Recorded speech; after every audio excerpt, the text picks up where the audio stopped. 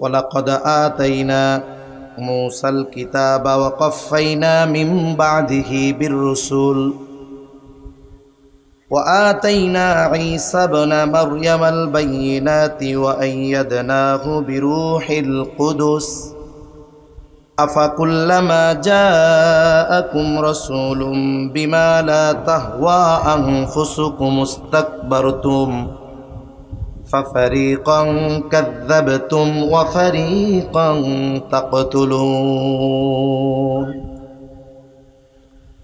আল্লাহ রাব্বুল আলামিন সর্বপ্রথম আল্লাহ তাআলার সাথে কৃত ওয়াদার ব্যাপারে অধ্যত্ততার আলোচনা করতে গিয়ে আল্লাহ তাআলা বলেন, ওয়ালাকাদ আতাইনা মূসাল কিতাবা ওয়া কাফাইনা মিন বাদিহি বির-রুসুল, নিশ্চয় আমি মূসাকে কিতাব দিয়েছি এবং তারপরে ধারাবাহিকভাবে রাসূল প্রেরণ করতে থেকেছি।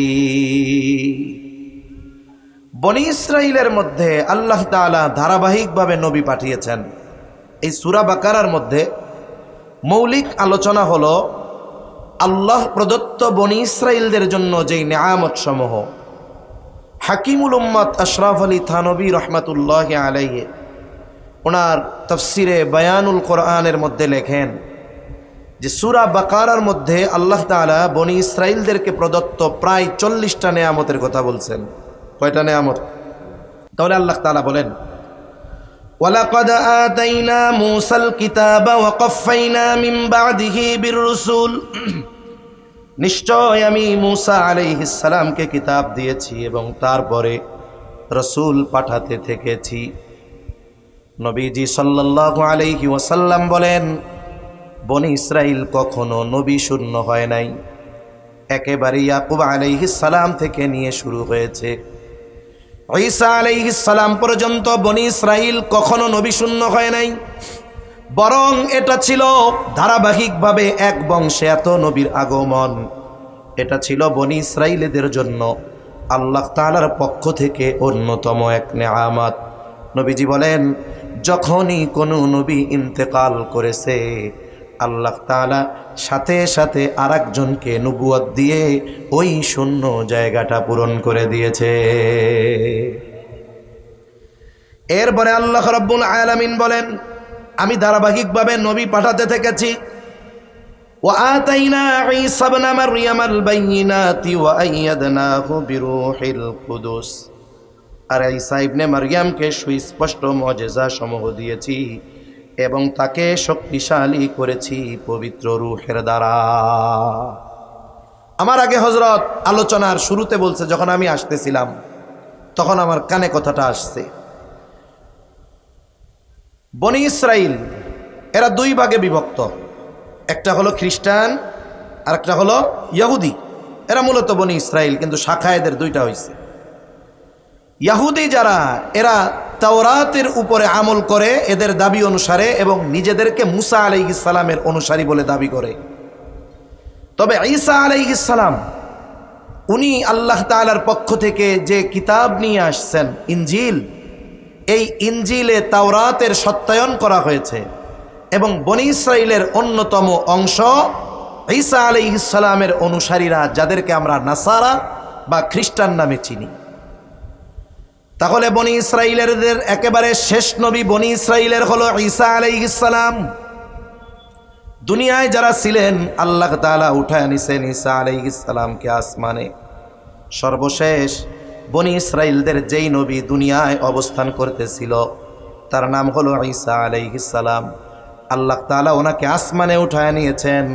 কিয়ামতের আগে আল্লাহ তাআলা আবার ওনাকে দুনিয়াতে প্রেরণ করবেন, পাঠাবেন। এই ঈসা আলাইহিস সালামের ব্যাপারে আল্লাহ তাআলা বলেন, আমি ঈসা ইবনে মারইয়ামকে সুস্পষ্ট মুজিজা সমূহ দান করেছি। সেই মুজিজাগুলো কি? তিনি মৃতদের আল্লাহর হুকুমে জীবিত করতে পারতেন। উনি যখন কোনো কবরস্থানের কাছে গিয়ে বলতেন কুম বিইذনিল্লাহ, ওই মৃত ব্যক্তির কবরে তাকে উদ্দেশ্য করে বলতেন তুমি আল্লাহর নামে উঠে যাও, মৃত ব্যক্তি তখন জীবিত হয়ে যেতে পারত। ঈসা আলাইহিস সালামকে এই মুজিজা যিনি দান করেছেন তিনি কে? এরপরে তিনি যখন কোন জন্মান্ধের উপরে হাত বুলায় দিতেন, তার দৃষ্টিশক্তি ভালো হয়ে যেত। যখন তিনি কোনো কুষ্ঠরোগী এইরকম মানুষের গায়ে হাত বুলায় দিতেন, তারা ভালো হয়ে যেত। সাথে সাথে আল্লাহ সুবহানাহু ওয়া তাআলা গায়েব সম্পৃক্ত কিছু বিষয়ের খবর ঈসা আলাইহিস সালামের মাধ্যমে তার উম্মতকে জানাইছেন।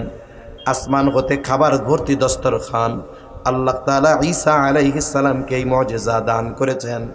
এই জন্য আল্লাহ তাআলা বলেন, আমি ঈসা ইবনে মারইয়ামকে সুস্পষ্ট মুজিজা সমূহ দিয়েছি এবং তাকে শক্তিশালী করেছি পবিত্র রূহের দ্বারা। মুফাসসিরিনে কেরাম বলেন, এর দ্বারা উদ্দেশ্য হলো আল্লাহ তাআলা ঈসা আলাইহিস সালাতু ওয়াস সালামকে জিবরাইল আলাইহিস সালামের মাধ্যমে শক্তিশালী করেছেন। কোন কোন মুফাসসির বলেন জিবরাইল আলাইহিস সালাম সব সময় ঈসা আলাইহিস সালামের সাথে থাকতেন। কিন্তু এই যে তাওরাতের অনুসারী যারা ইহুদি, এদের অভ্যাসটা ছিল ব্যতিক্রম। ওরা মনে করতো আমরাই হক, আমরাই আল্লাহর একমাত্র মনোনীত এবং পছন্দের বান্দা, আমরাই একমাত্র জান্নাতি, আমরাই একমাত্র সফল। এই যে আমরাই সফল, আমরাই হক, আর ওগুলো সব বাতিল। বলে এই চিন্তা যারা করে এই দুনিয়ায় তারাও ভুলের উপরে আছে। আল্লাহ তাআলা জানায় দেন, এরপরে যখন তাদের কাছে কোনো নবী পাঠানো হতো, আফাকুল্লামা জাআকুম রাসূলুম বিমা লা তাহওয়া আনফুসুকুম ইস্তাকবারতুম ফাফারিকান কাযযাবতুম ওয়া ফারিকান তাকতুলুন। এই যে ইহুদি যারা তাওরাতের অনুসারী বলে যারা নিজেদেরকে দাবি করত, যখনই তাদের কাছে আল্লাহ তাআলা কোনো রাসূল পাঠাইতেন, যদি কোনো বিধান দিয়ে কোনো রাসূলকে প্রেরণ করতেন, এই বিধান ওই রাসূলের কথা যদি ইহুদিদের মনোপুত না হতো, মন মতো না হতো, তাইলে তারা কি করত? তখনই তারা অহংকার করে বলতো, দূর, ওইগুলো আমরা মানি না, আমাদের কাছে যেটা সেটাই ঠিক।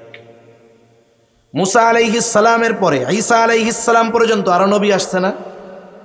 যখন তাওরাতের অনুসারীরা গুমরাহিতে লিপ্ত হয়ে যাইত, আল্লাহ তাআলা একের পর এক নবী রাসূল পাঠানোর ঘোষণা দিয়েছেন। তারা এসে যখন তাদেরকে সতর্ক করত, তারা তাদের মানত না, উদ্ধত্ত প্রকাশ করত, অহংকার করত। যদি ওই নবীর আল্লাহর পক্ষ থেকে আনিত বিধান ওদের মন মতো না হতো, তাহলে ওগুলো তো মানতই না। বরং তখন কি হতো, তাদের মধ্যে ওই সময় দুইটা দল হয়ে যাইত। এক দল ওই নবীদেরকে অস্বীকার করত, শুধু অস্বীকার করত এমন নয়, বরং তারা মনোপুত না হওয়ার কারণে ওই নবী রাসূলদের হত্যা করত। বনি ইসরাইল এমন এক জাতি যে ওই জাতি আল্লাহর বিধান থেকে আলাদা হইছে, নবী রাসূলগণের কথা পছন্দ হয় নাই, মনোপুত হয় নাই, এরা হত্যা করে ফেলছে। পৃথিবীর একমাত্র অভিশপ্ত জাতি এরা, যাদের হাতে নবী রাসূলদের রক্তে যাদের হাত রঞ্জিত হয়েছে। এরা জাকারিয়া আলাইহিস সালামকে হত্যা করেছে, ইয়াহইয়া আলাইহিস সালামকে হত্যা করেছে, আমার আপনার নবীজিকে বারবার হত্যা করার অপচেষ্টা করেছে। তাহলে এই আয়াতের মধ্যে আমরা কি জানলাম? বনি ইসরাইলেরা আল্লাহ তাআলার পক্ষ থেকে যেই প্রতিশ্রুতি দেওয়ার বিনিময়ে যেই নিয়ামত সমূহ পাওয়ার ব্যাপারে খোঁজখবর পেয়েছিল, ওই ওয়াদাগুলো শুধুই খেলাফ করেছে তা নয়, বরং ওই ওয়াদা ভেঙেছে। তাদেরকে ওই ওয়াদাগুলো মনে করে দেওয়ার জন্য যেই নবী রাসূলদেরকে আল্লাহ পাঠিয়েছে, তাদেরকে মিথ্যা প্রতিপন্ন করার সাথে সাথে অনেক নবী রাসূলদেরকে তারা হত্যা করেছে। কতটা অহংকারী, কতটা অবাধ্য, কতটা নাশকরগুজার, কতটা অধ্যত্বপূর্ণ হলে এই ধরনের আচরণ তারা করতে পারে। উপরন্তু তারা কি বলতো? তারা তাদের নিজেদের অবস্থার উপরে বলতো যে আমরা ঠিক আছি, আমরাই হকের উপরে আছি। তারা বলতো ওয়াকালু কুলুবুনা গুলফ বাল লাআনাহুমুল্লাহু বিকুফরিহিম ফাকালিলাম মা ইউমিনুন। সত্যকে তারা অস্বীকার করত, কোন পদ্ধতিতে? তারা বলতো আমাদের হৃদয় আবরণে ঢাকা। তারা নিজেদেরকে জ্ঞানের দিক দিয়ে পরিপূর্ণ মনে করত, নতুন কিছু শেখার প্রয়োজন মনে করত না। আল্লাহ তাআলা এর জবাবে তাদেরকে কঠোরতার সাথে জানিয়ে দিয়েছেন, বাল্লাআনাহুমুল্লাহু বিকুফরিহিম ফাকালিলাম মা ইউমিনুন। ওরা বলতো, তোমরা যে নতুন কথা নিয়ে আসছো, তোমাদের কথা আমরা মানি না, আমরা সব জানি। তার মানে কথাগুলো নিয়ে এসেছে নবী রাসূল, তাদের কথাগুলো তারা মানত না। এই জন্য আল্লাহ বলেন, বাল্লাআনাহুমুল্লাহু বিকুফরিহিম ফাকালিলাম মা ইউমিনুন। বরং আল্লাহ তাআলা ওদের কুফরের কারণে ওদেরকে লানত করেছেন। আর নবী রাসূলগণের কথা মেনে বনি ইসরাইলীদের মধ্যে খুব কম সংখ্যক ঈমান আনয়ন করত। বনি ইসরাইলদের অবস্থা এরকম, তারা নতুন কোন নবী রাসূল আল্লাহ তাআলা যখনই পাঠিয়েছেন তাদের কথা তো মানেই নাই, উপরন্তু তাদেরকে হত্যা করেছে, তাদের কথা অস্বীকার করেছে, নবী রাসূলদেরকে মিথ্যা প্রতিপন্ন করেছে, যেই ওহী এসেছে মিথ্যা প্রতিপন্ন করেছে। আল্লাহ তাআলা বলেন, তাদের এই কুফরির কারণে এই ইহুদি জাতি, এদের উপরে লানত কার? আরো জোরে বলেন কার? আল্লাহ তাআলার লানত। সূরা ফাতিহার মধ্যে আমরা প্রতিদিন প্রতি নামাজের প্রতি রাকাতে ইমামের পেছনে যখন পড়ি, ইমাম পড়েন আর আমরা যখন পড়ি, সবাই একা একা পড়ি নামাজের মধ্যে, মাগদুব গায়রিল মাগদুবি আলাইহিম ওয়ালাদ-দাল্লিন। এই মাগদুব কারা? আল্লাহ তাআলার পক্ষ থেকে অভিশপ্ত কারা? আল্লাহর পক্ষ থেকে গজবপ্রাপ্ত কারা? এই ইহুদি জাতি হলো আল্লাহর পক্ষ থেকে লানত প্রাপ্ত। এই লানতের মূল কারণ কি? লানতের মূল কারণ হলো ওই নবী রাসূলদের কথা গ্রহণ না করা, ওই নবী রাসূলদের আনিত ওহীকে মিথ্যা প্রতিপন্ন করা। বলে এই ধরনের কুফরির কারণে আল্লাহ রাব্বুল আলামিন তাদের উপরে লানত দিয়েছেন। এরা অভিশপ্ত এক জাতি, এই ইহুদি জাতি।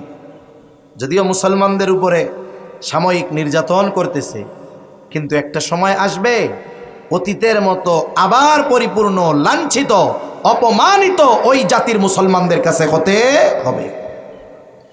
এরপরে আল্লাহ তাআলা বলেন, ওয়ালাম্মা জাআহুম কিতাবুম মিন ইনদিল্লাহি মুসাদ্দিকুল লিমা মাআহুম ওয়া কানু মিন ক্বাবলু ইস্তাফতিহুনা আলাল্লাযীনা কাফারু ফালাম্মা জাআহুম মা আরাফু কাফারু বিহি ফালানাতুল্লাহি আলাল কাফিরিন।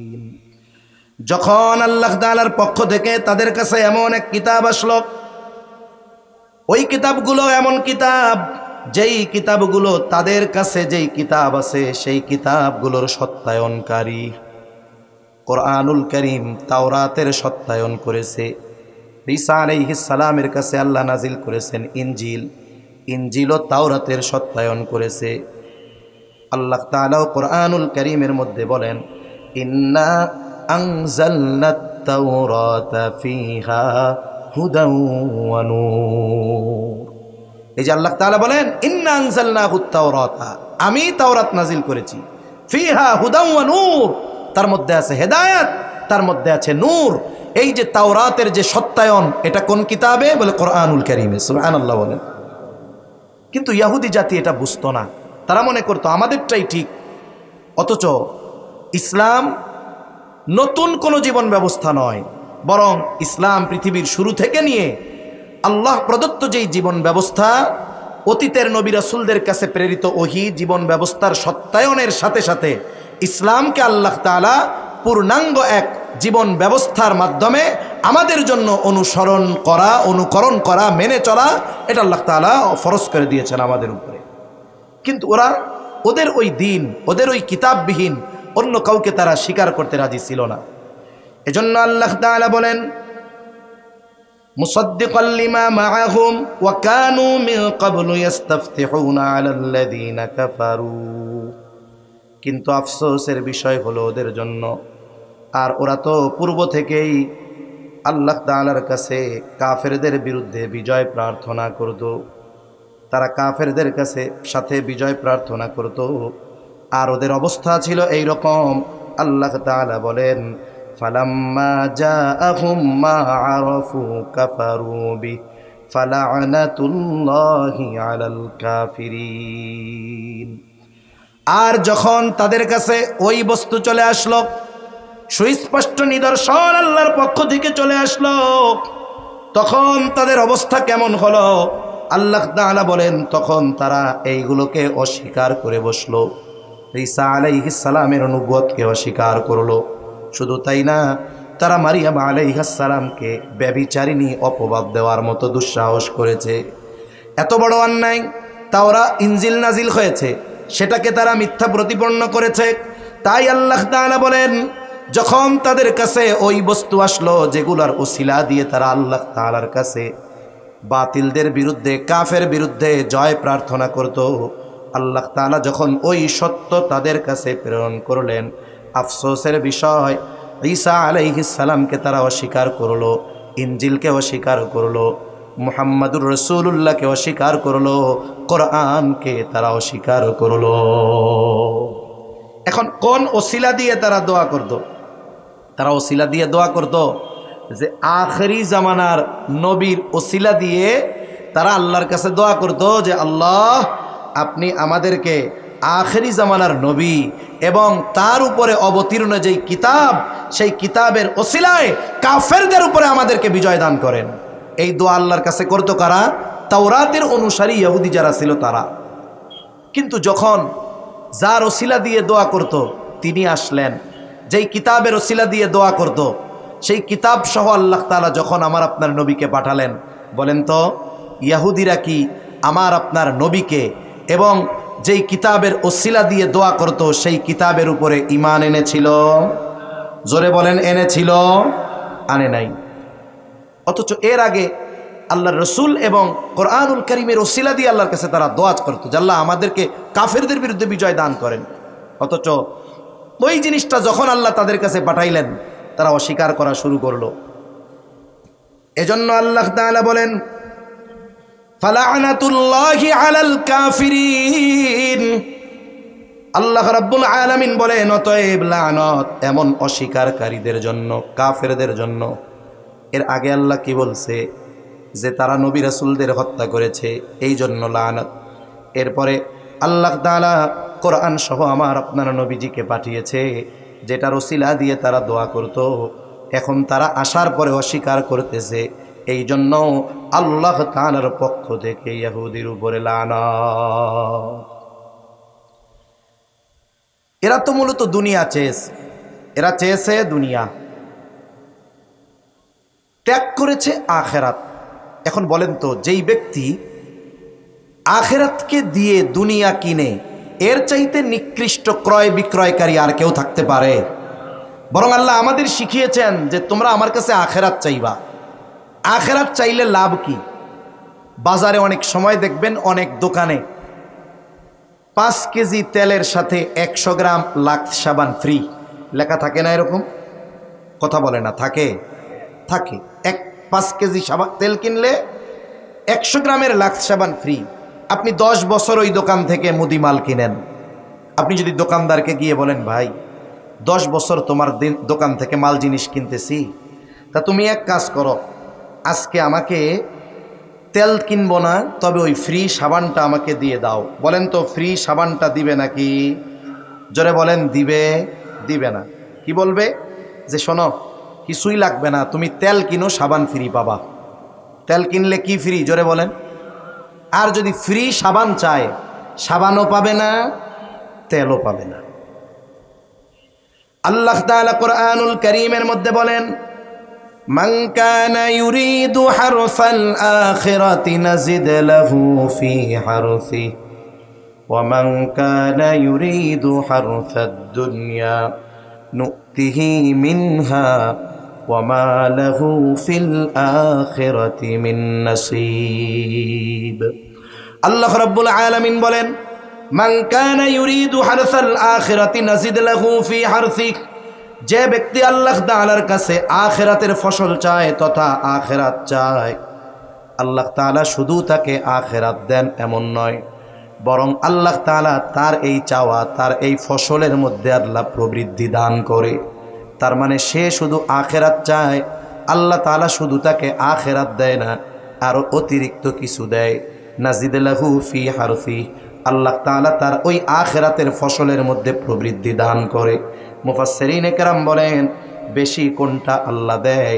বলে আল্লাহ তাআলা আখিরাতের সাথে সাথে দুনিয়ায় চলার জন্য যা দরকার তাও দিয়ে দেয়। কিনছে তেল, ফ্রি পেয়ে গেছে কি সাবান। আবার যারা শুধু দুনিয়া চায়, দুনিয়া,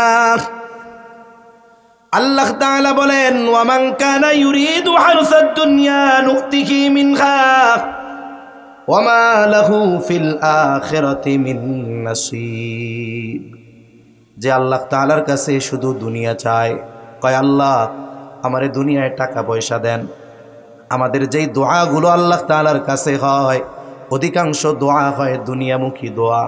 আমরা শুধু কই আল্লাহ আমারে টাকা দেন, আল্লাহ আমারে সম্পদ দেন, আল্লাহ আমারে মেম্বার বানান, আল্লাহ আমারে চেয়ারম্যান বানান, আল্লাহ আমারে এমপি সাহেব বানান, আল্লাহ আমারে এই দেন সেই দেন, চাকরি দেন, আয় আল্লাহ এইটা দেন সেইটা দেন, সুন্দর একটা বউ দেন।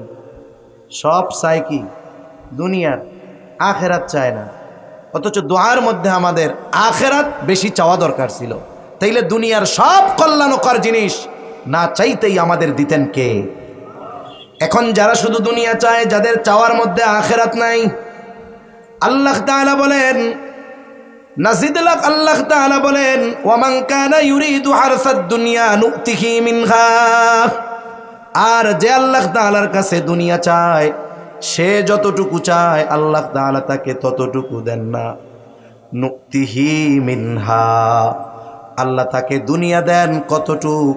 বলে সে যতটুক চেয়েছে অতটুকু নয়, বরং আল্লাহ যতটুক চেয়েছেন তাকে ততটুকু দেন। তার মানে শুধু দুনিয়া চাইলে দুনিয়ার চাওয়াও পূরণ হয় না, উপরন্তু আখিরাতকে হারাতে হয়। আল্লাহ বলেন ওয়ামা লাহু ফিল আখিরাতি মিন নাসিব। আর আখিরাতে তাদের জন্য কোনো কিছু নাই, আখিরাতে কিছুই থাকবে না। তাইলে দুনিয়াও পরিপূর্ণ পাইল না, আখিরাতও হারাইল। তাহলে যারা জাগতিক স্বার্থকে প্রাধান্য দিয়ে অহংকার আর অধ্যত্ততা প্রদর্শন করে আখিরাত বিমুখ হয়, বলেন এরা দুনিয়াতেও কি লাভবান হতে পারে? কশিন কালেও পারে নাই, পারবেও না। এজন্য আল্লাহ তাআলা বলেন বি'সা মাশতারাউ বিহি আনফুসাহুম আন ইয়াকফুরু বিমা আনজালাল্লাহু বাগয়ান আন ইউনাজ্জিলাল্লাহু মিন ফাদলিহি আলা মান ইয়াশাউ মিন ইবাদিহি ফাবাউ বিগযবিন আলা গযব ওয়ালিল কাফিরিনা আযাবুম মুহিন। মূলত এই আয়াতে আর আগের আয়াতে আল্লাহর রাসূল এবং আল্লাহ প্রদত্ত প্রেরিত এই কোরআন, নাজিলকৃত কোরআন, এই দুইটা থেকে দূরে থাকা, এই দুইটাকে অস্বীকার করা, দুনিয়ার অহংকারের কারণে এই দুইটাকে বাদ দেওয়া, এটা কতই না ক্ষতির কারণ। আল্লাহ বলেন কত নিকৃষ্ট সেই বস্তু যার বিনিময়ে ওরা নিজেদেরকে বিক্রয় করতেছে। ওরা আল্লাহ যা অবতীর্ণ করেছেন তা অস্বীকার করেছে, শুধুমাত্র এই অহংকার আর জিদের কারণে, যে কেন আল্লাহ নিজেদের বান্দাদের মধ্যে যার প্রতি ইচ্ছা স্বীয় অনুগ্রহ অবতীর্ণ করেন। এখানে মূল ফ্যাক্টরটা কোরআন এবং আল্লাহর রাসূলকে অস্বীকার করার যেই মূল কারণ ইহুদিদের, এক নম্বর কারণ হলো যে তারা আশা করেছিল শেষ নবী বনি ইসরাইলদের মধ্য থেকে আসবে। তাদের আশা কি ছিল? শেষ নবী বনি ইসরাইলদের মধ্য থেকে আসবে, কিন্তু শেষ নবী তো বনি ইসরাইলদের মধ্য থেকে আসে নাই। দ্বিতীয়ত তারা চিন্তা করেছিল এই তাওরাত কিতাবই হবে তাদের জন্য চূড়ান্ত সংবিধান, সেটাও হয় নাই। বরং কোরআন নাজিলের মাধ্যমে কোরআনের অনুসরণ করা, নবীজির আগমনের মাধ্যমে ঈসা আলাইহিস সালাম, মুসা আলাইহিস সালামের অনুসরণ বাদ দিয়ে নবীজির অনুসরণ করা, এটা যখন আল্লাহ তাআলা আবশ্যকীয় করে দিলেন, ওই যে নিজের বংশ থেকে নবী আসে নাই, নবী যেহেতু আসে নাই, কোরআন ওই বংশের মধ্যে আসে নাই, এই অহংকারে এই জিদে এরা আল্লাহর প্রেরিত রসুলকে, কোরআনকে অস্বীকার করা শুরু করছে। কেন? তারা আল্লাহ যাকে খুশি তাকে দিবেন, ওদের মন মতো তো দেন নাই, এজন্য। ফলে ওরা কি হইল?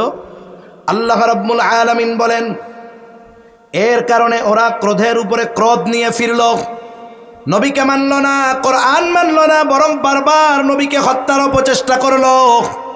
ফলশ্রুতিতে আল্লাহ তাআলা জানায় দেন, ওয়ালিল কাফিরিনা আযাবুম মুহিন।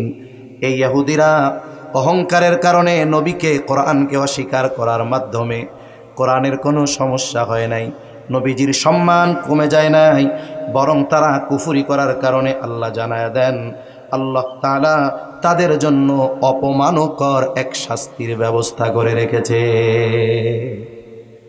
আমাদের ক্যারেক্টারগুলোর সাথে এগুলো মেলানো দরকার, আমাদের চরিত্রের সাথে এগুলো মেলানো দরকার। এক জায়গায় এক রাজনৈতিক বক্তা ওয়াজ করতেছে, ওয়াজ মাহফিলের মধ্যে ওনারে বক্তব্য দিতে দিছে।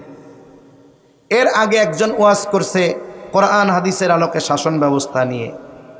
তা উনি একটা রাজনৈতিক দলের নেতা, উনি বক্তব্যর মাধ্যমে যেটা বুঝাইলেন, আমি আমার ক্ষুদ্র জ্ঞানে যেটা বুঝলাম, ইসলামী শাসন ব্যবস্থা, কোরআন হাদিসের আইন, এগুলো আল্লাহ রসুল এবং এরপরে সাহাবায়ে কেরাম, সর্বোচ্চ তাবেইন, তাবে তাবেইন, এই পর্যন্ত সীমাবদ্ধ। এরপরে যেহেতু গোটা দুনিয়াতে গণতন্ত্র, সমাজতন্ত্র, রাজতন্ত্র, এই কয়েকটা বিষয় প্রতিষ্ঠিত আছে, যেহেতু এই বিষয়ে পৃথিবীর সবাই ঐক্যমত হয়েছে, এজন্য এখন দুনিয়াতে এই পদ্ধতি চলবে, কোরআন হাদিস না মানলেও অসুবিধা নেই। আপনি বুঝলেন, আলহামদুলিল্লাহ, আর কেউ বুঝে নাই। এই পৃথিবীতে কোরআন হাদিস না মানলে কোনো অসুবিধা নাই। নাউজুবিল্লাহ কোন না কেন এত জোরে? আপনার কি আমার কথা বুঝতে অসুবিধা হচ্ছে? তাকবীর দেন, নারায়ে তাকবীর, নারায়ে তাকবীর। হ্যাঁ, তাহলে তার বক্তব্যটা কি? কোরআন হাদিসের আর প্রয়োজন নাই, এখন এই গণতন্ত্র, সমাজতন্ত্র, রাজতন্ত্র যা আছে সবগুলাই যথেষ্ট আমাদের জন্য। তা এই কথা যারা বলে, আবার উনি বলতেছে যে উনি খুব এবাদত করে, প্র্যাকটিসিং মুসলিম। তা আমি তো শুনে শুনে চলে আসছি, দাঁড়ানোর মতো সুযোগ হয় নাই। তা আমার তখন যাইয়া বলতে মন চাইছিল যে তুই কিয়ামত পর্যন্ত যদি হায়াত পাইয়া সেজদায় পড়ে থাকস, ওই বিশ্বাস যদি তোর অন্তরে থাকে, তুই বেঈমান, কোনো সন্দেহ নাই। এজন্য ওই ইহুদিরা আল্লাহ প্রদত্ত এক কিতাব তাওরাতের উপরে আমল করত, যদিও তারা অনেক পরিবর্তন করেছে। ঈসা আলাইহিস সালামকে নবী বলে স্বীকার করত, কিন্তু আল্লাহর রসুলকে নবী হিসাবে না মানার কারণে, কোরআনকে তাদের জন্য সংবিধান হিসাবে, পথপ্রদর্শক হিসাবে না মানার কারণে আল্লাহর লানত তাদের উপরে। শুধু তাই না, আল্লাহ জানিয়ে দিয়েছেন কঠিন শাস্তি আল্লাহ তাআলা তাদের জন্য প্রস্তুত করে রেখেছেন, অপমানকর শাস্তি। এই লোকগুলো যারা এই কথাগুলো বলে বেড়ায়, এরাও ওই ইহুদিদের অন্তর্ভুক্ত। সেজন্য নামাজ পড়লেই হবে না, আমার আকীদা, আমার বিশ্বাস ঠিক রাখতে হবে। আমি পারতেছি না ইসলাম প্রতিষ্ঠা করতে, এটা আমার দুর্বলতা, এটা আমার ব্যর্থতা, এটা আমার অক্ষমতা। আমি আল্লাহর কাছে এই অক্ষমতা, ব্যর্থতার জন্য মাপ চাইব, আর বলবো, আল্লাহ, আমার তো মন চায়, আমি ইসলামের উপরে চলার চেষ্টা করতেছি, আমার পরিবারকে চালানোর চেষ্টা করতেছি, কিন্তু আমার তো সমাজকে, রাষ্ট্রকে, দেশকে পরিবর্তনের ক্ষমতা নাই। আল্লাহ, এই অক্ষমতার কারণে আমারে মাফ করেন। দরকার ছিল এটা বলার। আর এরা একটু ক্ষমতার স্বাদ নেবার আশায় সরাসরি বক্তব্যের মাধ্যমে ওয়াজ মাহফিলের প্যান্ডেলে দাঁড়িয়ে কোরআন হাদিসের একেবারে বিপরীত কুফরি কথা তারা বলতেছে। এজন্য উচিত ওয়াজ মাহফিলগুলোর মধ্যে যিনি ওয়াজ করবেন তার নাম, প্রয়োজনে কারো নাম হবে না, পোস্টারে শুধু হবে অমুক জায়গায় অমুক দিন মাহফিল। কেন বক্তার নাম শুনে, পরিচয় শুনে ওয়াজে আসতে হবে? এখানেই তো ইখলাসের কবর রচনা হয়ে গেছে। কে আসবে কেউ জানবে না, আমরা কোরআন হাদিসের মহব্বতে আসব। আপনার পাশের, আপনার মসজিদের ইমাম এখানে ওয়াজ করবে, আমরা কোরআন হাদিস শুনতে আসছি। এই পোস্টারিং, নাম্বারিং, সিরিয়ালিং, এগুলো করতে গিয়ে ওয়াজ মাহফিলের যেই রুহানিয়াত ছিল, এগুলো সব ধ্বংস হয়ে গেছে। আমরা চিন্তা করছিলাম যে মনে হয় একটা প্রেক্ষাপট পরিবর্তন হবে, তবে বাংলাদেশের যারা ওই লাইনে আছে, এগুলার ল্যাব সব ওইটার মতো তেল দিয়ে টানলেও জীবনে সোজা হবে না। অবস্থা সব একরকম। রাগ হইয়েন না, এগুলো আফসোসের সাথে বলা যে মানুষ কেমনে দিনই মাহফিলগুলোর মধ্যে দাঁড়িয়ে সরাসরি কুফুরি কথা বলে, আবার কিছু লোকও দেখি পাশ থেকে সমর্থন দেয়, আওয়াজ পাওয়া যায় আর কি, ঠিক ঠিক ঠিক ঠিক। তার মানে তুই চুপ ছিলি কোনো মতে, হয়তো বাঁচতি, ঠিক কইয়া তো তোর ইমানটাও গেছে গা। এই জন্য সাবধান, সতর্ক থাকা দরকার।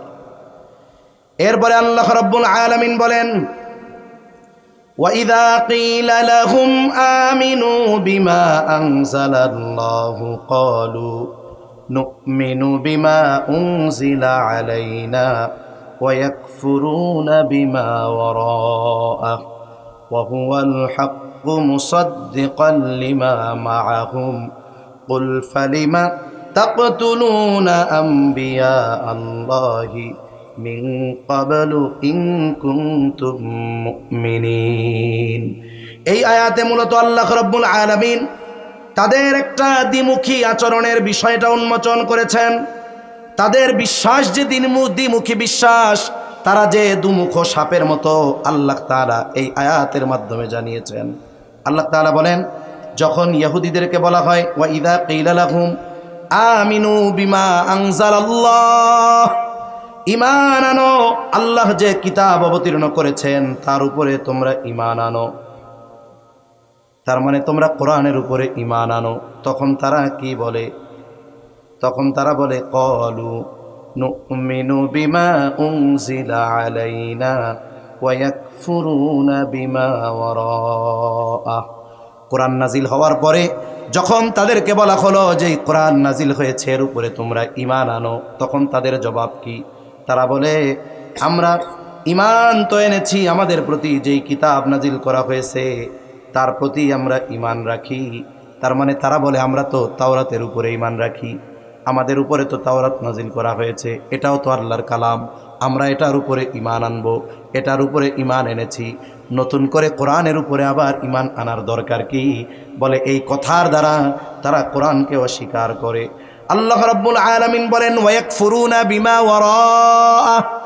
আল্লাহ সুবহানাহু ওয়া তাআলা জানায় দেন, ওই তাওরাত ছাড়া যা রয়েছে তা তারা অস্বীকার করে। তার মানে এর আগে তারা ইনজিলকে অস্বীকার করেছে, কোরআন নাজিল হওয়ার পরে তারা কোরআনকে অস্বীকার করেছে। এখন এই তাওরাত, এই ইনজিল, এগুলাও কিন্তু কোরআন আর ইনজিল এটাও কিন্তু তাওরাতের সত্যায়নকারী। আল্লাহ তাআলা বলেন ওয়াহুয়াল হাক্কু মুসাদ্দিকাল লিমা মাআহুম। অথচ আল্লাহ তাআলা বলেন তা সত্য, তাদের নিকটে যে কিতাব রয়েছে আছে তার সমর্থনকারী। তার মানে আল্লাহ তাআলা ইনজিল নাজিল করেছেন, কোরআন নাজিল করেছেন, এগুলাও মূলত তাওরাতের সত্যায়নকারী ছিল। তাওরাত আল্লাহর কিতাব, এটার সত্যায়ন কোরআন করেছে। তবে যখন শেষ নবীর আগমন ঘটছে, ওরাও জানতো শেষ নবী যখন আসবে, শেষ নবীর প্রতি যেই কিতাব নাজিল হবে ওটাই হবে চূড়ান্ত।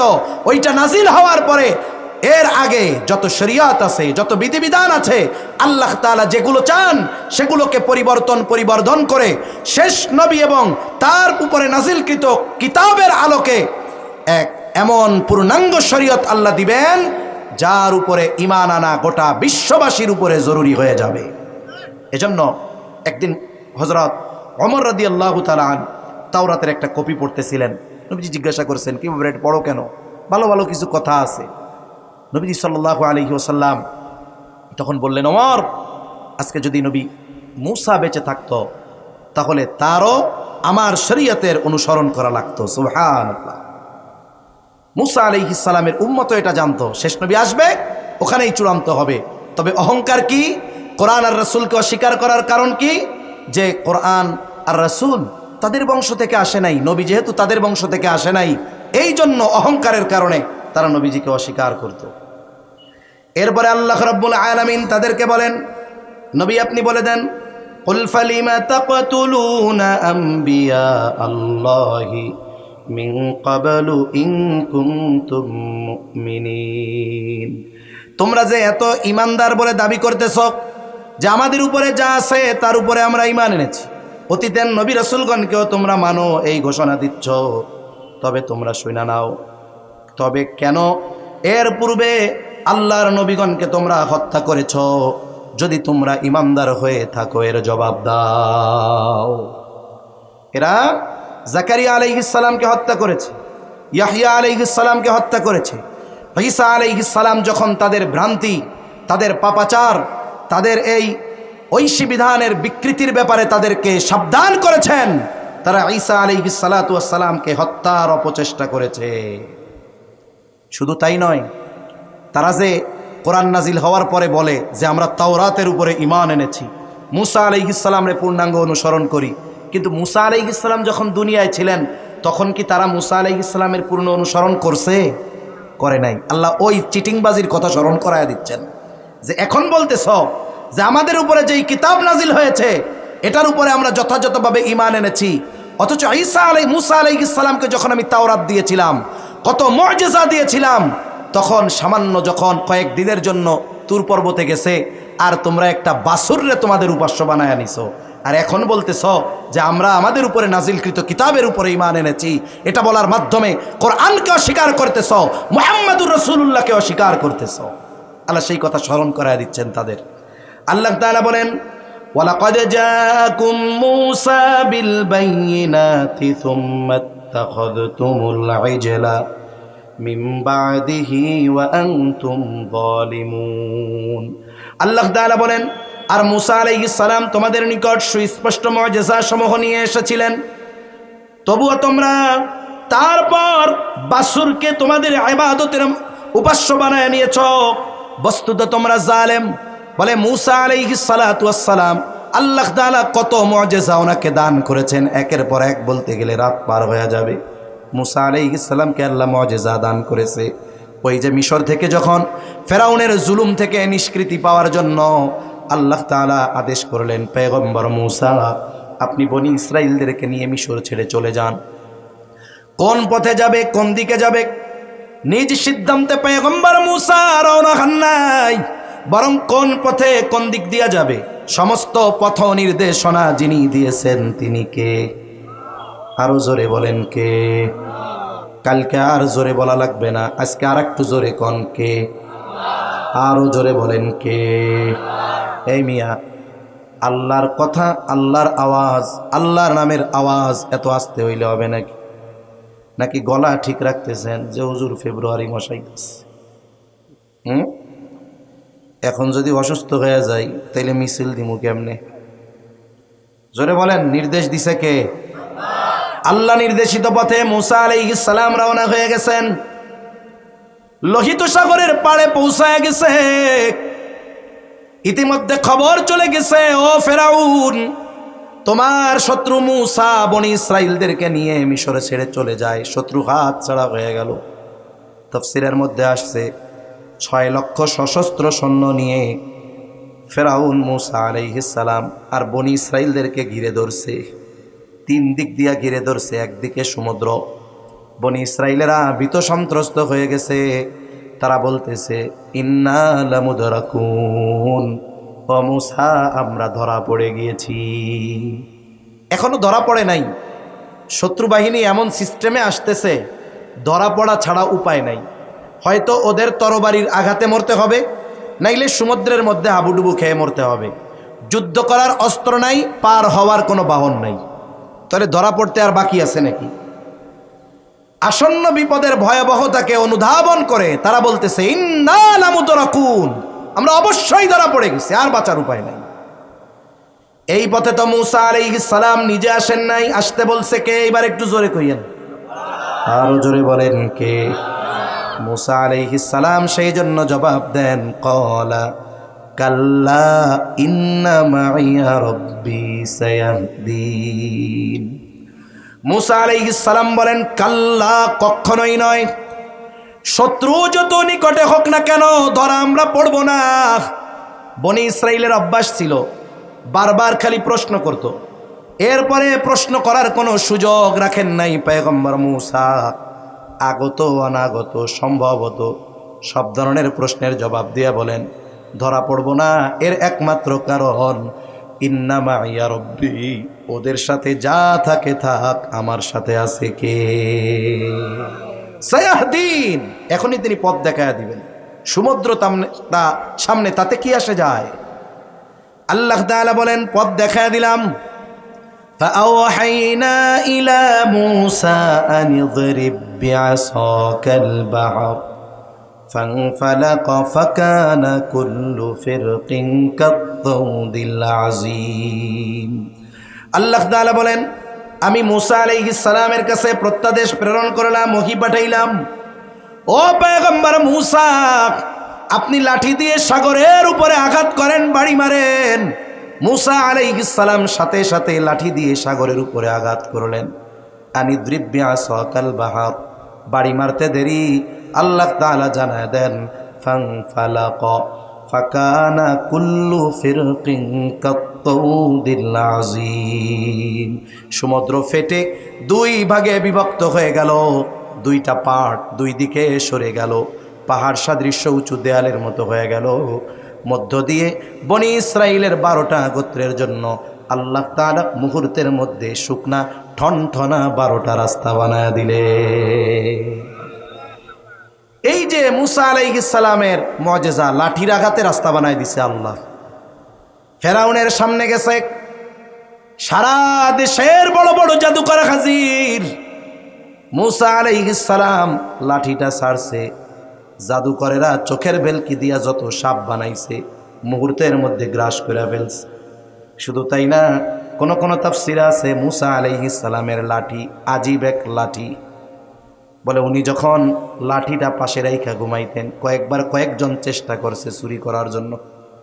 আল্লাহ তাআলা তখন লাঠির জবান খুলে দিতেন, আর ভয়ের ঠেলায় ওরা পালায় চলে যেত। কিরে লাঠি কথা কয়। এই যে লাঠির মুআজিজা আল্লাহ দান করেছেন।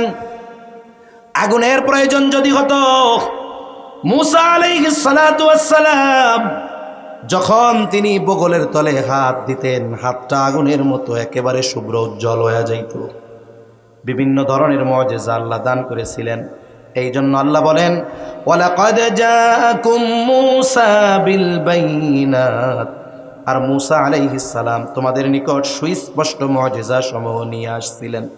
এগুলো তোমরা সব দেখছো।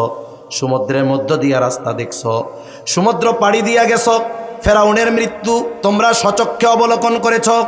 তোমাদের খাবারের ব্যবস্থা নাই, আসমান হতে মান্না সালওয়ার ব্যবস্থা করা হয়েছে। মূসা আলাইহিস সালামের মুআজিজা তোমরা বলেছ, ও পয়গম্বর মূসা, মিশরে তো আমাদের মাথার উপরে ছাদ ছিল, রোদ থেকে বাঁচতাম, বৃষ্টি থেকে বাঁচতাম। আল্লাহ তাআলা তোমাদের জন্য মেঘমালাকে ছাদ বানায় দিয়েছে। এত মুআজিজা তোমরা প্রত্যক্ষ করেছো, দেখেছো। এরপরেও কি হইল? আমি যখন পয়গম্বর মূসাকে তাওরাত দেওয়ার জন্য তুর পর্বতে আসতে বললাম, তুর পর্বতে যখন নিয়ে আসলাম, তোমরা কত বড় অকৃতজ্ঞ, তোমরা কত বড় জালেম। আসমানি খাবার পরেও, আল্লাহ তাআলার এত নিদর্শন দেখার পরেও, পয়গম্বর মূসার মুআজিজা সমূহ দেখার পরেও, মাত্র 40 দিনের জন্য যখন তিনি তুর পর্বতে গেছেন, তোমাদের জন্য আল্লাহ প্রদত্ত এক কিতাব আনার জন্য তোমরা জালেম। ওই অল্প সময়ের মধ্যে তোমরা একটা বাছুরকে নিজেদের উপাস্য বানায় নিছ। আল্লাহ ওই যে স্মরণ করায় দিচ্ছে, তোরা কইতাছস যে আমাকে উপরে কোরআন কিতাব নাজিল হইছে, আমরা এটার উপরে ঈমান আনি। তোরা তো সেই জাতি, 40 দিন মূসা আলাইহিস সালাম ছিল না, এত মুআজিজা দেখার পরেও তোরা মূসা আলাইহিস সালামকে অস্বীকার করেছিস। তার মানে এখন বুঝাও যে আমরা পাক্কা ঈমানদার, চিটিংবাজ কোথাকার। এই চরিত্রের লোক সমাজে আছে না নাই? অনেক পাবেন সামনে, আরো আশা করি। ওনার ঈমান আপনাদের ইমামের চাইতে বেশি হয়ে যাবে, ওনাদের ঈমান আপনাদের এলাকার বড় বুজুর্গ আলেমের চাইতে বেশি হয়ে যাবে। এইরকম ইহুদিদের চরিত্রের লোক সমাজে আছে না নাই? অভাব নাই। আল্লাহ এই ধরনের দুমুখ শব্দের থেকে জাতিকে হেফাজত করেন। জবান খুলে বলি আমিন।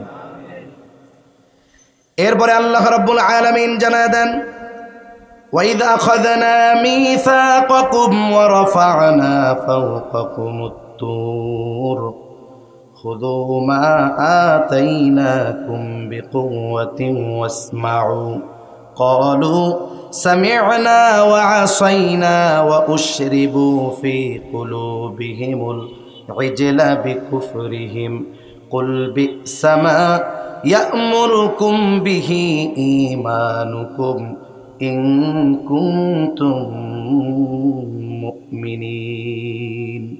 আল্লাহ তাআলা এইবার তাদেরকে ওই ওয়াদাগুলোর কথা স্মরণ করায় দিলেন। কোন ওয়াদা?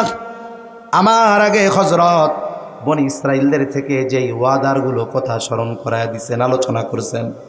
ওয়াদা নিছিলেন আল্লাহ কেমনে? বলে তুর পাহাড় তখন তাদের মাথার উপরে ছিল।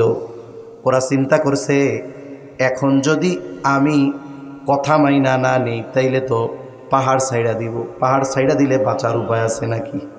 জোরে বলেন আছে নাকি? অনেক সময় আছে অনেক মানুষ মুখ দিয়ে অনেক কিছু বলে কিন্তু অন্তরে আসলে ওইটার বিপরীত আছে না নাই? আছে। মিছিল দেয় কোরআন হাদিসের আলো, ঘরে ঘরে জ্বালো, কিন্তু নিজের জীবনে জ্বালতে চায় না, জায়গা মতো জ্বালতে চায় না। এমন লোক আছে না নাই? বহুত আছে। একটা গল্প শোনাই আপনাদের, কষ্ট হইতেছে নাকি? আমি বুঝি অনেক সময় এই ধরনের আলোচনাগুলো, কোরআনুল কারীম হলো এমন, আমি যে আপনাদের সংক্ষেপে কথাগুলো বলার চেষ্টা করতেছি, আসলে এত সংক্ষেপে বলার উপায় এগুলা নাই। 2 পৃষ্ঠার তাফসির 5 দিন করা দরকার কমপক্ষে, তাইলে আনুষঙ্গিক বিষয়গুলো এনে সব কথাগুলো বোঝানো সহজ হইত। তা মূল কিছু কথা বলতেছি, মনে হচ্ছে যে এই জায়গার একটা ওই জায়গার একটা, তবে ইনশাআল্লাহ শেষে আমি পুরা কথাগুলোকে একটা ছোট্ট প্যাকেজ আকারে আপনাদের জেহেনে ঢেলে দেওয়ার চেষ্টা করব। তা ওদের থেকে যখন স্বীকৃতি নেওয়া হয়েছে, ওরা স্বীকৃতি দিছে মুখে কিন্তু অন্তরে স্বীকৃতি দেয় নাই। আমাদের বাংলাদেশের এক বড় আলেম, উনি একবার ডাকাতির খপ্পরে পড়ছে। ডাকাতরা ওনার সব জিনিসপত্র নিয়ে গেছে, মোবাইল, টাকা পয়সা সব নিছে, এবং সেই আলেমকে ডাকাতরা চিনতে পারছে। লাস্টে গাড়ির ক্ষতি টতি করে নাই, টাকা পয়সা মোবাইল টোবাইল সব নিয়ে গেছে না। যাওয়ার সময় ডাকাতরা হাতে তো অস্ত্র টস্ত্র আছে, হুজুর রে খুব কাকতি মিনতির সাথে বলে, হুজুর আমাদেরকে মাফ করে দিয়েন হুজুর। আর একজন বলছে, হুজুর মাফ করছেন তো? বলেন তো এই টাইমে যদি হুজুর কয় না মাফ করি নাই, বিপদ আসেনি? জোরে কন আসেনি? বিপদ আছে। উনি তখন মুখে কইছে হ্যাঁ মাফ করে দিলাম। আসলে কি যে কামটা করছে এটা কি মাফ করার মতো? কেন কওয়া লাগছে? যেন আহত না হইতে হয়। বনি ইসরাইল ওই সময় ওই যে যখন ওয়াদাগুলো নিছে, আগের আয়াতে, আগের রুকুতে আব্দুল মান্নান কাসেমি হাফিজাউল্লাহ খুবই গুরুত্বপূর্ণ আলোচনা করছেন সুন্দরভাবে, অনেক সুন্দর, আমার শুনতে ভালো লাগতেছিল। বিষয়গুলো বলতেছে, এই বিষয়গুলোর ব্যাপারে ওয়াদা নিছে তখন মাথার উপরে ছিল তুর পাহাড়। ওয়াদা যখন চাইছে মাথার উপরে কি পাহাড়? ওরা চিন্তা করছে পরে যা করি করলাম, মনে যা আছে থাক, আগে কই যে হ্যাঁ আল্লাহ এগুলোর ব্যাপারে ওয়াদা করলাম। কিন্তু আসলে আন্তরিকভাবে কি তারা ওয়াদা করছে? করেনি। আল্লাহ সেই কথা মনে করায় দেন। আল্লাহ তাআলা বলেন, وَإِذْ أَخَذْنَا مِيثَاقَكُمْ وَرَفَعْنَا فَوْقَكُمُ الطُّورَ। আল্লাহ তাআলা বলেন, যখন আমি তোমাদের থেকে অঙ্গীকার নিয়েছিলাম এবং তোমাদের উপরে তুর পর্বতকে তুলে ধরেছিলাম, সাথে সাথে এই কথা বলেছিলাম, খুযু মা আতাইনাকুম বিকুওয়াতিন ওয়াসমাউ। আল্লাহ তাআলা বলেন, আমি তোমাদের থেকে এই ওয়াদা নিয়েছিলাম, আমি তোমাদের যা দিলাম তা দৃঢ়ভাবে ধরো ও শোনো। ধরো মানে আমল করো, একাগ্রতার সাথে শোনো, আমল করো। বনি ইসরাইলদেরকে দেওয়া হয়েছিল তাওরাত। তাওরাতের অনেক কথা কোরআনে আছে, যেমন ওই যে বিষয়গুলোর প্রতিশ্রুতি ওগুলো তো তাওরাতে আছে, কিন্তু আল্লাহ আমাদেরকেও জানায় দিয়েছেন যে বিষয়গুলোর ব্যাপারে ওয়াদা নিয়েছিলাম। আল্লাহ তাআলা তাদের বললেন, এই বিষয়গুলো একাগ্রতার সাথে শোনো, দৃঢ়ভাবে ধরো, তার মানে তোমরা আমল করো। যেমন নবীজি এক হাদিসের মধ্যে বলেন, তারাকতু ফীকুম আমরাইন লান তাদিল্লু মা তামাসসাকতুম বিহিমা কিতাবাল্লাহি ওয়া সুন্নাতা রাসূলি। নবীজি বলেন, আমি তোমাদের জন্য দুটো জিনিস রেখে যাচ্ছি। কয়টা জিনিস? একটা হলো আল্লাহর কিতাব, আর একটা হলো তার নবীর সুন্নাত। এই দুইটা জিনিসকে তোমরা যদি আঁকড়ে ধরো তাহলে তোমরা কখনো পথভ্রষ্ট হবা না। আঁকড়ে ধরা মানে কি? এই যে কোরআন আর হাদিস একেবারে কার সাথে সুপারগুলো দিয়ে লাগাই থমো, এটা আঁকড়ে ধরা মানে কি? যথাযথভাবে এগুলোর উপর আমল করা, অনুসরণ করা। এটা যারা করবে তারা পথভ্রষ্ট হবে না। আল্লাহ তাআলা বললেন যে এই বিষয়গুলোর ওয়াদা নিয়েছি, এগুলো শোনো, সাথে সাথে দৃঢ়ভাবে ধরো আর এগুলোর উপরে আমল করো, এটাই মূল উদ্দেশ্য। কিন্তু বলেন তো, তারা মুখে যা বলুক, অন্তরে যদি নাও মানে, দুনিয়ার কেউ না বুঝলেও অন্তরের খবর যিনি জানেন তিনি কে? আল্লাহ তাআলা বলেন, তোমরা কি করলা? ক্বালু সামি'না ওয়া আসাইনা। তোমাদেরকে বললাম এগুলো দৃঢ়ভাবে ধরো, শোনো, আমল করো। আর তোমরা কি কইলা? আল্লাহ সামি'না, আমরা শুনলাম, আর মনে মনে কইছো ওয়া আসাইনা, আমরা এগুলো মানব না। ওই ফাঁকির কথাও কিন্তু আল্লাহ তাআলা জানতেন, ঠিক কিনা বলেন? এরপরে আল্লাহ তাআলা বলেন, ওয়া উশরিবু ফি কুলুবিহিমুল ইজলা বিকুফরিহিম ফাকালিলাম মা ইউমিনুন। এই যে আল্লাহর আদেশ মেনে না নেওয়া, আল্লাহর হুকুম আহকাম মেনে না নেওয়ার কারণে আল্লাহ তাআলা ওদের হৃদয়ে, ওদের কুফরির কারণে, ওই যেই বাসুরের প্রতি তারা আকৃষ্ট হয়েছিল, এই কুফরির কারণেই আল্লাহ তাআলা ওই মানুষগুলাকে ওই বাসুর পূজার প্রতি আল্লাহ তাআলা আকৃষ্ট করে, প্রবিষ্ট করে দিয়েছিলেন। এগুলো কুফরির কারণে। এজন্য মনে রাখতে হবে, যখন কোনো পাপীর পাপাচারের সীমা পার হয়ে যায়, আল্লাহ তাআলা তখন তারে আরও পাপ করতে দেয়। অনেক সময় আমরা আফসোস করি না, আরে বড় জালেম, এর কি আল্লাহ চোখে দেখে না? আরে দেখে, তবে আল্লাহ এরপরেও পাপ করার সুযোগ দেয় কেন বলেন তো? 2 তালার থেকে যদি একটা মর পইড়া যায়, অধিকাংশ সময় হাত পা ভাঙবে, আশা করা যায় মরবে না যদি মাথা টাথা শক্ত জায়গা না পড়ে। কিন্তু ওইটারও যদি 200 তালার থেকে ফালানো হয়, কি হবে কন্যা? বত্তা হয়ে যাবে, খুঁজা পাওয়া যাবে না, এমন অবস্থা হবে। পাপীকে পাপ করার সুযোগ আল্লাহ কেন দেন? পাপের প্রতি আকৃষ্ট কেন করে দেন? ওর শাস্তির মাত্রা বাড়ানোর জন্য। আল্লাহ রাব্বুল আলামিন এরপরে বলেন, কুল বিসা মা ইয়ামুরুকুম বিহি ঈমানুকুম ইন কুনতুম মুমিনিন। হাবিব, আপনি বলে দেন, তোমরা যদি বাস্তবেই ঈমানদার হয়ে থাকো, তবে তো তোমাদের ঈমান তোমাদের প্রতি অতি নিকৃষ্ট বিষয়ের শিক্ষা দেয়। তোমরা যে কইছো আমরা তাওরাতের উপরে ঈমান এনেছি, আমরা তাওরাত মানি, এই তাওরাতেই তো আল্লাহ তাআলা আখেরি জামানার পয়গম্বরের কথা বলছে, ঠিক কিনা বলেন? আখেরি জামানার নবীর উপরে ঈমান আনার কথা বলেছে, কোরআনের উপরে ঈমান আনার কথা বলেছে। শুধু তাই না, তাওরাত ইনজিলের মধ্যে রাসূল সাল্লাল্লাহু আলাইহি ওয়াসাল্লামের সাথীগণ যারা, সাহাবায়ে কেরাম যারা, তাদের চরিত্রের কথা পর্যন্ত বর্ণনা হয়েছে। তা তাওরাতের কথাই তো তোমরা অস্বীকার করলা। আসলে তোমরা চিটিংবাজ, তোমরা কোরআনও মানো না, তাওরাতও মানো না। আল্লাহ রাব্বুল আলামিন এরপরে বলেন, কুল ইন কানাত লাকুমুদ দারুল আখিরাতু ইনদাল্লাহি খালিসাতাম মিন দুনিন নাসি ফাতামান্নাবুল মাউতা ইন কুনতুম সাদিকিন। আল্লাহ রাব্বুল আলামিন এরপরে খুব সুন্দরভাবে জানায় দেন যে তাদের পার্থিব জীবনের অতিমাত্রার চাহিদা মূলত তাদেরকে দিন বিমুখ করে রেখেছিল। বাস্তবেও দুনিয়ায় এটা, যারা দুনিয়ার চাকচিক্যময় এই বিষয়গুলোর উপরে বেশি আগ্রহী, এরা দুনিয়া পাওয়ার জন্য দিন ছাড়ে, দুনিয়া পাওয়ার জন্য কুফরি করে, দুনিয়া পাওয়ার জন্য জুলুম করে, দুনিয়া পাওয়ার জন্য সুদ খায়, ঘুষ খায়, দুনিয়া পাওয়ার জন্য মিথ্যা কথা বলে, দুনিয়া পাওয়ার জন্য কোরআন হাদিসকে বিভিন্ন সময় প্রকাশ্য আর অপ্রকাশ্যভাবে তারা অস্বীকার করে। এই চরিত্রটা তো মুমিনদের হওয়ার কথা না, এটা ছিল ইহুদিদের ক্যারেক্টার, চরিত্র। আল্লাহ রাব্বুল আলামিন এরপরে বলেন, কুল ইন কানাত লাকুমুদ দারুল আখিরাতু ইনদাল্লাহি খালিসাতাম মিন দুনিন নাস।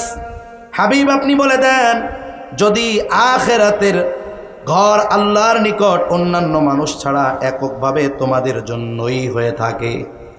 আয়াতের আলোচনার শুরুতে বলেছিলাম, ইহুদিরা নিজেরা মনে করত যে আমরা হইলাম আল্লাহর সবচাইতে নিকটবর্তী, আমরাই হলাম আল্লাহ তাআলার সবচাইতে প্রিয় বান্দা।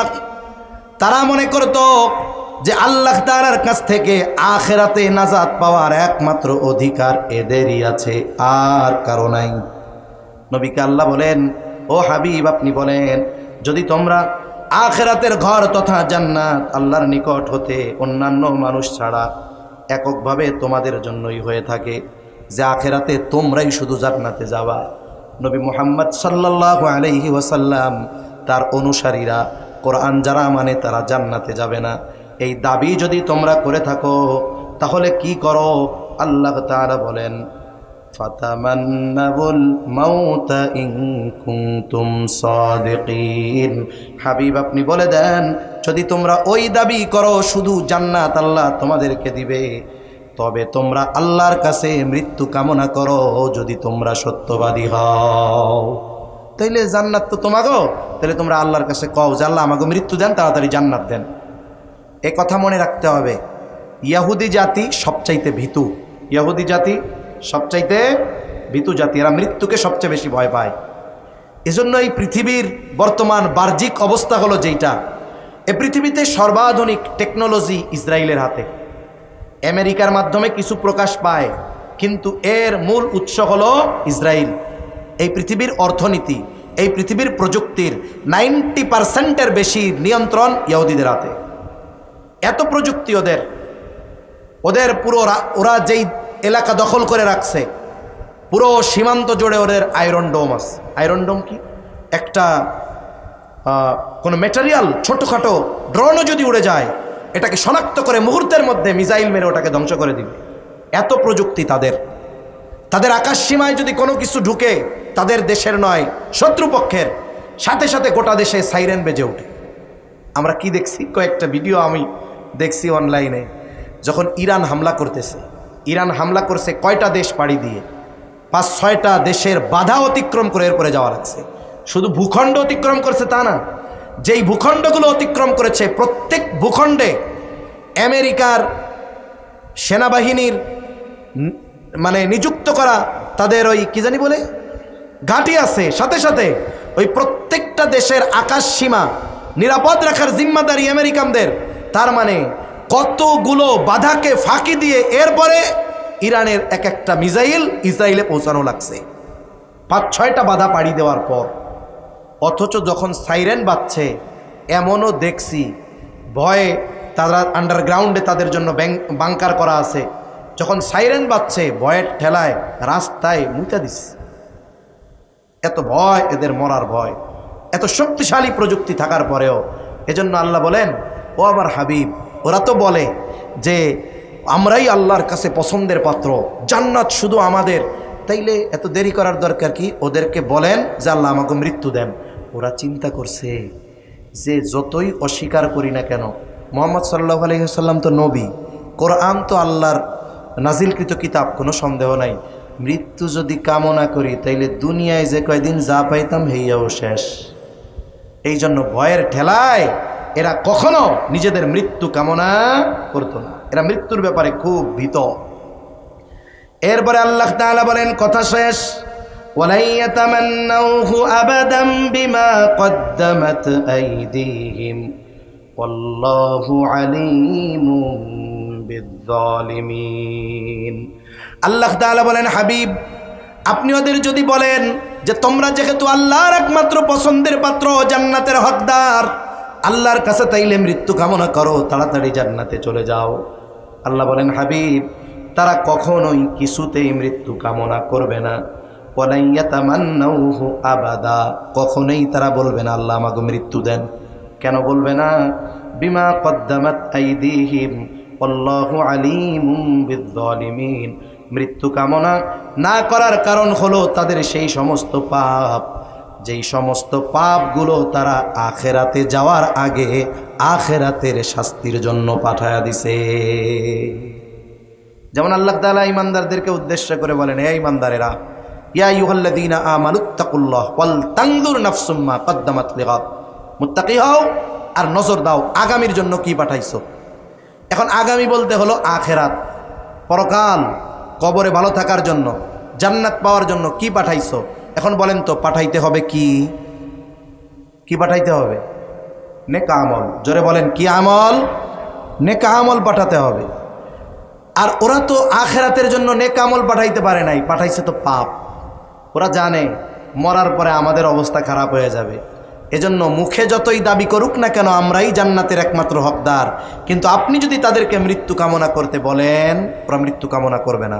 দুনিয়ার যারা জালেম আছে না, জালেম পাপী, এদেরকেও বলবেন, ওরা বলবে ওই যে তোর হুজুরের চাইতে আমার ইমান ভালো আছে, ওরে বলবেন তাহলে তুই মর, ও দেখবেন তখন ভয় পায়, ও মৃত্যুকে ভয় পায়, ও শহীদ হতে ভয় পায়, ও দ্বীনের জন্য আল্লাহর পথে নামতে ভয় পায়। ঠিক কিনা বলেন?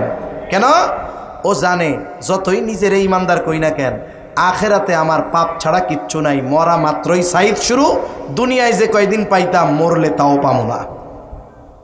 এইগুলো অবস্থা। ইহুদিদের এই চরিত্রের মানুষ আমাদের সমাজে আছে। এজন্য আল্লাহ তাআলা বলেন তারা কখনোই মৃত্যু কামনা করবে না তাদের কৃত ওই সমস্ত পাপের কারণে, যেগুলো তারা অগ্রিম আখেরাতের জন্য পাঠায় রাখছে। ওয়াল্লাহু আলিমুম বিয-যালিমিন। আর আল্লাহ তাআলা এই জালেম, এই পাপীদের ব্যাপারে সম্যক অবগত, সব আল্লাহ জানেন। সর্বশেষ এই রুকুর সর্বশেষ আয়াত আল্লাহ তাআলা বলেন ওয়ালা তাজিদান্নাহুম আহরাসান নাসি আলা হায়া ওয়া মিনাল্লাযীনা আশরাকু ইয়াওয়াদ্দু আহাদুহুম লাউ ইউআম্মারু আলফা সানাহ ওয়া মা হুয়া বিমুযাহজিহি মিনাল আযাবি আন ইউআম্মার ওয়াল্লাহু বাসীরুম বিমা ইয়ামালুন। আল্লাহ তাআলা বলেন হাবিব আপনি জীবনের প্রতি ওদের সকল মানুষকে বেশি বেশি লোভনীয় পাবেন। তার মানে তারা এই দুনিয়ার হায়াতের ব্যাপারে, দুনিয়ার ব্যাপারে মাত্রাতিরিক্ত লোভী। এমনকি মুশরিকদের থেকেও ইহুদি যারা, তারা দুনিয়ার ব্যাপারে বেশি লোভী। দুনিয়া কেমনে উপার্জন করতে হবে এই পৃথিবীতে সবচাইতে ভালো বোঝে ইহুদিরা। দুনিয়ার প্রতি মাত্রাতিরিক্ত লোভ থাকার কারণে এই দুনিয়া কেমনে উপার্জন করতে হবে এটা মুশরিকদের চাইতে ইহুদিরা ভালো জানে। এজন্য মাত্রাতিরিক্ত দুনিয়ার লোভ, দুনিয়ার অর্থের লোভ, এটা হলো ইহুদিদের খাসলাত, ইহুদিদের অভ্যাস। এরপরে আল্লাহ রাব্বুল আলামিন বলেন ওদের একজন এমনও কামনা করে, ওদের মধ্যে মানুষেরা এমনও কামনা করে যদি ওকে 1000 বছর আয়ু দেওয়া হতো, তার মানে ও চিন্তা করে হায় রে যদি 1000 বছর বাঁচতে পারতাম। ইয়াওয়াদ্দু আহাদুহুম লাউ ইউআম্মারু আলফা সানাহ, বাঁচমু 60 বছর 70 বছর, আহারে যদি আমি 1000 বছর বাঁচতে পারতাম। আল্লাহ তাআলা বলেন ওয়ামা হুয়া বিমুযাহজিহি মিনাল আযাবি আন ইউআম্মার, বলেন তো ও যদি 1000 বছর হায়াত পায় সে যে পাপ করেছে ওই পাপের শাস্তি থেকে বাঁচতে পারবে নাকি? ও দীর্ঘ আশা কামনা করে, হায়াত কামনা করে, কিন্তু ও যদি 1000 বছর হায়াত পেয়েও যায় ওই দীর্ঘায়ু তার কর্মের কারণে যেই আযাব তার জন্য বরাদ্দ হয়েছে ওটা থেকে তাকে কেউ বাঁচাতে পারবে না। আল্লাহ তাআলা বলেন আল্লাহু বাসীরুম বিমা ইয়ামালুন, আল্লাহ তাআলা খুব ভালো করেই দেখেন ওরা যা কিছু করে। এবার আসেন একবারে এই যে কোরআনের আয়াতগুলো শুনলাম, এই সওয়াবগুলো তো পাইছি, কি কন পাইছি। এবার এর মধ্যে মূল শিক্ষাগুলো কি একেবারে সংক্ষিপ্ত সারে আমরা এই কথাগুলো জানবো, এই বিষয়গুলোই আমরা মনে রাখবো ইনশাআল্লাহ। 1 নাম্বার 11তম রুকুর যেই মূল শিক্ষা প্রথমটা, কেউ যদি মনে করে আল্লাহ আমাকে স্পেশালভাবে নির্বাচিত করেছেন নাজাত দেওয়ার জন্য, এই নিজেকে স্পেশাল কিছু মনে করা এটা কখনোই সমীচীন নয়। নিজেদের স্পেশাল কিছু মনে করতো ইহুদিরা, নিজেরা নিজেদেরকে জান্নাতের একমাত্র দাবিদার মনে করত। এই ছিল তাদের প্রথম বিষয়টা। এর থেকে শিক্ষা কি পাইলাম আমরা? আমরা নিজেদের স্পেশাল কিছু মনে করব না, কিছু নেক আমল করতে পারলে মনে করব না আল্লাহর প্রিয় বান্দা হয়ে গেছে, কিছু ভালো কাজ করলে অহংকার করব না।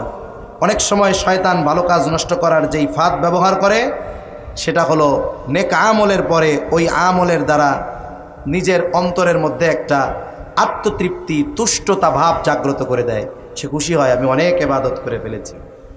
এরপরে যেই বিষয়টা, সত্যকে মেনে নেওয়ায় আমরা অভ্যস্ত হব। এই ইহুদিরা সত্য জানার পরেও মানে নাই। একটা হলো সত্য জানে নাই, অজ্ঞতার কারণে মানে নাই। না না, ইহুদিরা সত্যটা জানতো, জানার পরেও তারা মানে নাই। আল্লাহর রসুলের ব্যাপারে জানতো, কোরআনের ব্যাপারে জানতো, কিন্তু এরপরেও তারা কেন মানে নাই? অহংকার, বিদ্বেষ, জাগতিক স্বার্থের কারণে, পার্থিব কিছু লোভনীয় বিষয়ের কারণে এই মানুষগুলো সত্য জানার পরেও মেনে নেয় নাই। আমাদের দেশেও কিছু মানুষ আছে, সে হকটা জানে, কিন্তু কিছু অর্থ, জাগতিক কিছু প্রভাব, কিছু ক্ষমতার কারণে ওই সত্যটাকে জানার পরেও সে অস্বীকার করে। এমন লোক আছে না নাই? খবরদার, এই কাজ যেন আমাদের মাধ্যমে না হয়।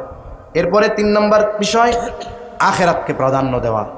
আমি আয়াতে বলে দিয়েছি, আখেরাত যদি প্রাধান্য দেই, ইহুদিরা দুনিয়াকে প্রাধান্য দেওয়ার কারণে কুফরি করেছে, আল্লাহর লানত প্রাপ্ত হয়েছে, নবী রাসূলদের হত্যা করেছে। আর আমরা যদি আখেরাতকে প্রাধান্য দেই, দুনিয়ার প্রয়োজনগুলো মিটায়া দিবেন কে? তাহলে আখেরাতের চাইতে দুনিয়াকে মাত্রাতিরিক্ত প্রাধান্য দেওয়া, এটা হলো ইহুদিদের খাসলাত। সর্বশেষ, অঙ্গীকার রক্ষা করা।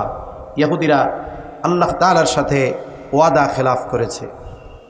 ইহুদিরা আল্লাহর সাথে যেখানে ওয়াদা খেলাফ করেছে, আপনারা কি মনে করেন এই যে গাজায় যে যুদ্ধবিরতি, এখানে যে চুক্তি হয়েছে, এটাও তো ওয়াদার অন্তর্ভুক্ত? যারা আল্লাহর সাথে ওয়াদা খেলাফ করে, নবী রাসূলগণের সাথে ওয়াদা খেলাফ করে, এই ধরনের জালেম যারা, বলেন তো এরা মানুষের সাথে কৃত ওয়াদা রক্ষা করবে, এর কোনো নিশ্চয়তা আছে? জোরে বলেন, আছে? এর কোনো নিশ্চয়তা নাই। এজন্য সম্মানিত উপস্থিতি, আজকের দিনের মূল শিক্ষা এই সূরা বাকারার 11 নম্বর রুকুর, যে আমরা নিজেদেরকে স্পেশাল কিছু মনে করব না, সর্বদা বিনয়ী থাকব।